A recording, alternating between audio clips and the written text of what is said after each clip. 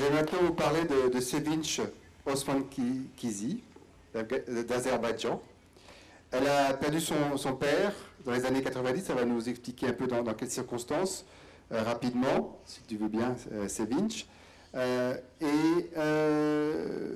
J'aurais une question importante à poser à Sevinj, c'est quelles sont les étapes par lesquelles elle est passée pour sa reconstruction et quel était ce processus de reconstruction? Well, thank you very much. First of all, I would like to thank you for having us here. We're a completely new organization. As a matter of fact, we're still in the process of establishment, and it's an honor to be here. And I want to thank you personally. We met a couple of months ago in Baku in Azerbaijan, and I have to say it was really an eye-opening experience to learn so many things and how much you've achieved in doing so many things for victims and families of 1989 crash. There are so many similarities for me between that crash and the crash of helicopter, shoot down of helicopter in 1991 in Azerbaijan that took away my father's life. My father was a press spokesman of President of Azerbaijan, and that day he was flying together with other officials of and peace mediators from Russia and Kazakhstan to Azerbaijan's region called Nagorno-Karabakh, when their helicopter was shot down and everyone in that helicopter, including my father, was killed. Myself, I've just started to work at news station back then. I was working at news department, and ironically, I found out about the news that my father was killed from the news program. What followed that was basically a very long process of recovery but I could speak and write about probably everything but that tragedy. And it took me years to understand that probably there is no better journalist who can do something about that event, and that's when I started doing a documentary, an investigation that found out a number of interesting facts, and one of them was that peace mission was actually killed only 4 days before the peace agreement was about to be signed between Azerbaijan and Armenia. This is only one of the facts that we were able to find out.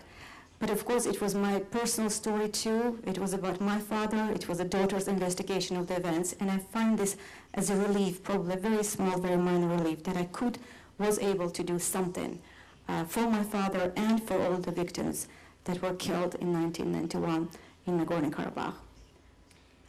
Vous êtes une journaliste reconnue sur le plan international, avec une expérience dans plusieurs pays. Est-ce que justement cette expérience internationale pourrait aider les victimes du terrorisme en Azerbaïdjan?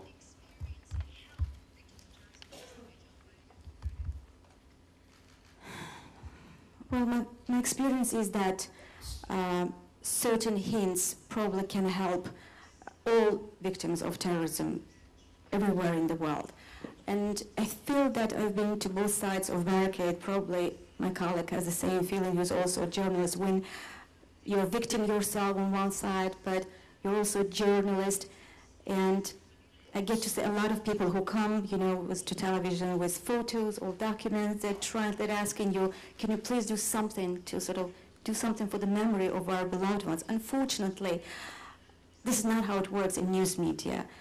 And it's probably useful for everyone to know that a couple of things. First of all, there is something that we can help as victims of terror ourselves to help the journalists to find the story, to see the story, because the role of media cannot be overestimated. I mean, media can kill the potentially good story before its ignorance or misjudgment.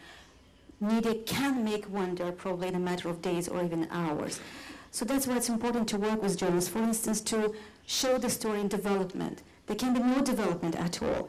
For instance, the case can be closed with no result. That is also news. Or always beware of commemoration, always be aware of anniversaries, of dates. For instance, I did a story for CNN about a journalist that was killed 18 years ago, and you would say journalists get killed nowadays too, why to run a story about someone, an event that happened 18 years ago?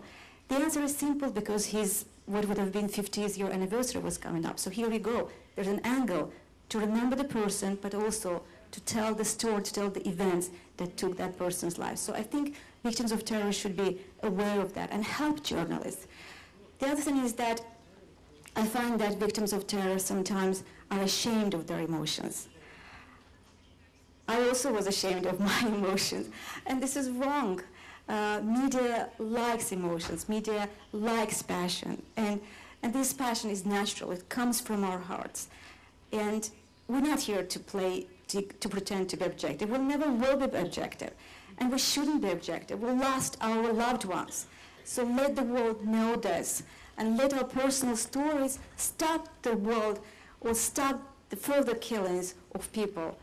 So, and the other thing is that take every opportunity to tell the story. There is no good venue or bad venue. Every venue is good when you use it to tell the story. Thank you.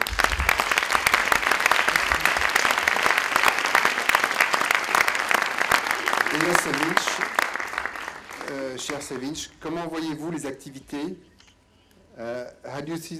comment voyez-vous les activités futures de l'association des victimes du terrorisme en Azerbaïdjan, qui vient juste d'être créée? Quels sont vos prochains objectifs? Well, I'm a learner here. I'm new. I'm learning from you. I'm learning from you. I'm learning definitely from you. And I think I will be, of course, I think the most immediate things we should be doing is to get the status of victims recognized, to think about what we can do for the memories of the victims. Enough being ashamed to come out and tell your story, tell people know what happened, what we feel about this. And I think I will be a happy person if I get things done, if I do what probably you did, half of what you did, but next year when we come here. Hopefully, I'm hoping. Thank you. Merci beaucoup. Thank you. On peut applaudir tous ces panels. Nous allons